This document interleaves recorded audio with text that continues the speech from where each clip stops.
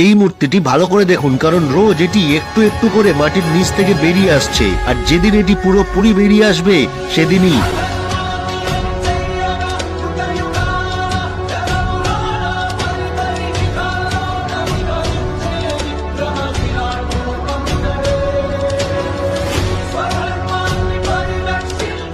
হ্যাঁ, ঠিকই ভাবছেন, সেদিনই প্রকট হবে ভগবান বিষ্ণুর কল্কি অবতার। অলরেডি এটি কোমরের নিচ পর্যন্ত বেরিয়ে এসেছে, আর বেশি দিন বাকি নেই পুরোটা বেরোতে। অনেক সায়েন্টিস্ট এই মূর্তির ওপর প্রচুর গবেষণা করেছে, এমনকি এখনো করে যাচ্ছে, তবু এর রহস্য উদ্ঘাটন আজও কেউ করতে পারেনি। এটি হলো বিরূপাক্ষ ভগবানের মূর্তি, যেটি আছে নেপালের কাঠমান্ডু শহরের বাগমতী নদীর তীরে অবস্থিত পশুপতিনাথ মন্দিরের ভিতরে। পশুপতিনাথ মন্দিরকে কেদারনাথ মন্দিরের অর্ধভাগ বলে মনে করা হয়। বিরূপাক্ষ ভগবান হলেন মহাদেবেরই এক রূপ। মন্দিরের পুরোহিতের কথা অনুযায়ী এই মূর্তিটি আগে গলা পর্যন্ত মাটির নিচে পোতা ছিল, রোজ একটু একটু করে বেরিয়ে এখন কোমর পর্যন্ত উঠে গেছে। ভবিষ্যবাণিকা পুরাণ অনুযায়ী কলিযুগ শেষ হওয়ার সংকেত পৃথিবীর 4টে মন্দির থেকে পাওয়া যাবে। তাই ওখানকার স্থানীয়দের মান্যতা অনুযায়ী এটাই একটা সংকেত, মানে এই মূর্তি যখন পুরোটা বেরিয়ে আসবে তখনই কল্কি অবতার প্রকট হবেন এবং কলিযুগের সমাপ্তি ঘটবে। তাহলে নেপাল গেলে পশুপতিনাথের দর্শন অবশ্যই করবেন এবং এই বিরূপাক্ষ মহাদেবের মূর্তির রহস্য নিজের চোখে দেখে আসবেন।